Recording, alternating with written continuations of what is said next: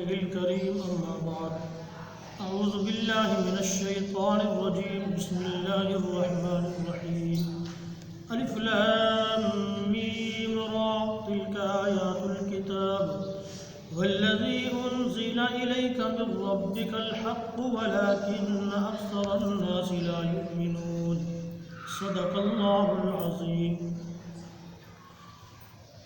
یہ سورۃ الرعد ہے۔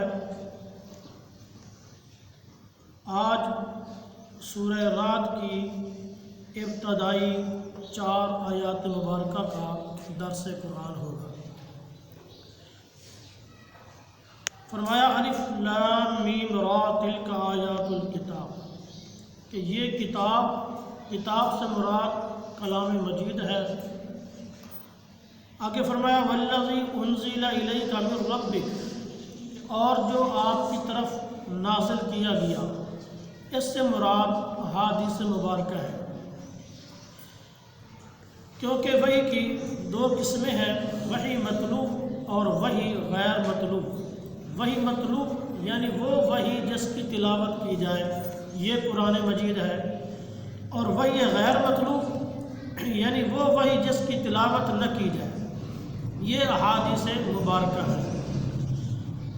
وحی مطلوب کے اندر الفاظ بھی اللہ کے ہوتے ہیں، مضمون بھی اللہ کی طرف سے ہوتا ہے، اور وحی غیر مطلوب یعنی احادیث مبارکہ کے اندر مضمون اللہ کی طرف سے ہوتا ہے اور الفاظ رسول کریم صلی اللہ علیہ وسلم کے ہوتے ہیں۔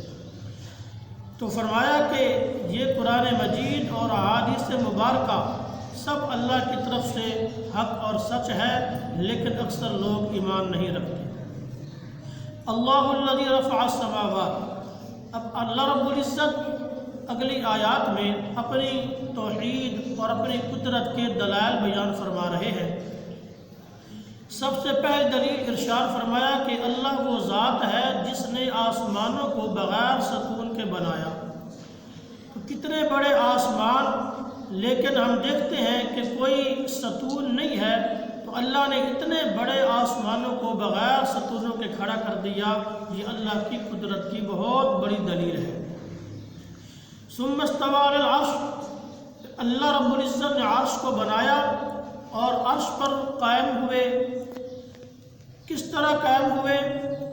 قرآن مجید نے اس چیز کو بیان نہیں کیا، اور یہ جملہ، یہ آیت ان آیات میں سے ہے جو متشابہات ہوتی ہیں، یعنی بعض آیات ایسی ہوتی ہیں کہ ان کا ترجمہ تو معلوم ہوتا ہے لیکن مفہوم مضمون معلوم نہیں ہوتا۔ تو ان کے بارے میں عقیدہ یہ ہے کہ ہمیں یہ عقیدہ رکھنا چاہیے کہ وہ برحق ہے، سچ ہے، جو بھی اس سے اللہ کی مراد ہے وہ برحق سچ ہے۔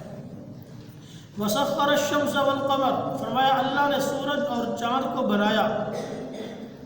سورج اور چاند کو اللہ نے بنا کر ان کے ذمے ایک کام لگایا ہے، اور ہزاروں سال گزرنے کے باوجود آج تک یہ دونوں سیارے سورج اور چاند نہ تھکے ہیں، اور نہ ہی انہوں نے اپنے مقرر کردہ کام کے علاوہ کوئی اور کام کیا ہے۔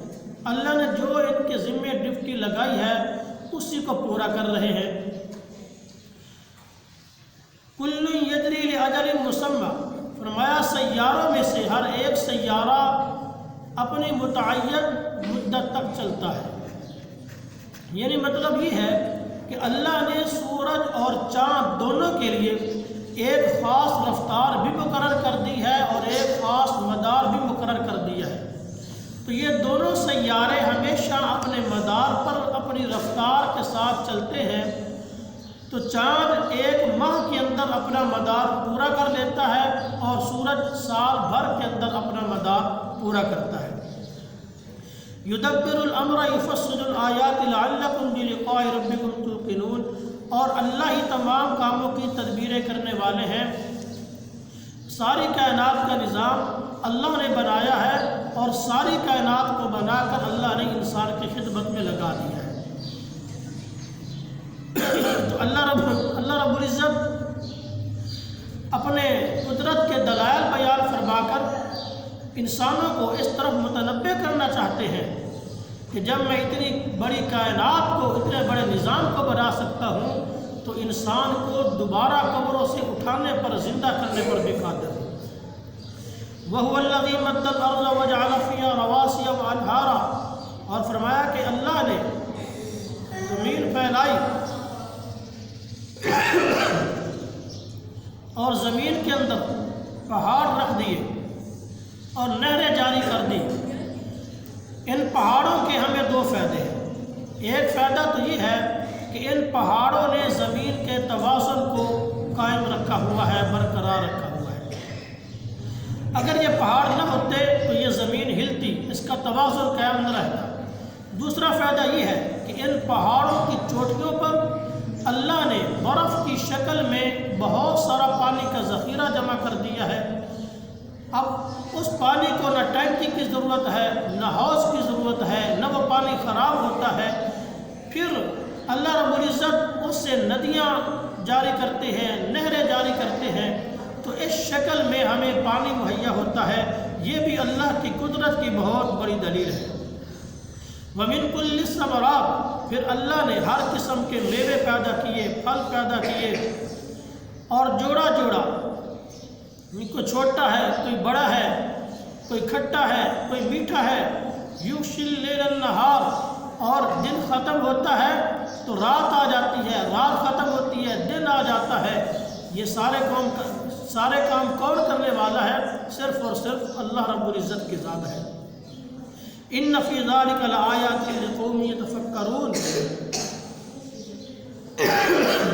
فرمایا ان دلائل میں ان لوگوں کے لیے نشانیاں ہیں جو غور و فکر کرتے ہیں۔ وَفِي الْأَرْضِ قِطَعٌ مُتَجَاوِرَاتٌ، اور فرمایا زمین کے مختلف حصے ہیں۔ ہم دیکھتے ہیں کہ زمین ساری آپس کے اندر متصل ہے، لیکن اللہ کی قدرت کہ کہیں سے یہ زمین بنجر ہے، کہیں سے اچھی ہے، کہیں کھیتی کے قابل ہے، کہیں باغات کے قابل ہے۔ وَجَنَّاتٌ مِّن أَعْنَابٍ وَزَرْعٌ وَنَخِيلٌ، اور فرمایا اللہ نے انگوروں کے باغات بنائے اور کھجوریں بنائیں، کھیتیاں پیدا کی، اور کھجوریں ایسی کہ کوئی تنہ ایسا ہوتا ہے کہ اوپر جا کر ایک تنہ دو بن جاتے ہیں، اور کچھ ایسے کہ ایک ہی تنہ رہتا ہے۔ یُسْقَىٰ بِمَاءٍ وَاحِدٍ، فرمایا کہ جو کچھ زمین سے پیدا ہوتا ہے سب کو پانی ایک قسم کا لگتا ہے، آفتاب و مہتاب کی شعاعیں ایک قسم کی پہنچتی ہیں، ان کو ہوائیں ایک قسم کی لگتی ہیں، لیکن اس کے باوجود ہم دیکھتے ہیں کہ پھلوں کا رنگ مختلف ہے، پھلوں کا ذائقہ مختلف ہے، حتیٰ کہ ایک ہی درخت پر ایک ہی قسم کا پھل لگا ہوا ہے، لیکن کوئی چھوٹا ہے، کوئی بڑا ہے، کوئی کھٹا ہے، کوئی میٹھا ہے۔ یہ ساری کی ساری اللہ رب العزت کی کاریگری ہے۔ وَنُفَضِّلُ بَعْضَهَا عَلَى بَعْضٍ فِي الْأُكُلِ، فرمایا کھانے میں ہم نے بعض کو بعض پر فضیلت دی ہے۔ کوئی پھل زیادہ لذیذ ہے، کہ اس سے زیادہ لذیذ ہے، کہ اس سے کم لذیذ ہے۔ إِنَّ فِي ذَلِكَ لَآيَاتٍ لِقَوْمٍ يَعْقِلُونَ، اللہ نے اپنی قدرت کے دلائل بیان فرما کر آخر میں فرمایا کہ میرے ان دلائل کے اندر جو صاحب عقل ہے وہ غور و فکر کر کے میرا تعارف حاصل کر سکتے ہیں، میری پہچان کر سکتے ہیں۔ ہمیں چاہیے کہ ہم اللہ رب العزت کے بیان کردہ دلائل کے اندر غور و فکر کر کے اللہ کی ذات کو پہچانیں۔ اللہ عمل کی توفیق نصیب فرمائے۔ وما علینا الا البلاغ۔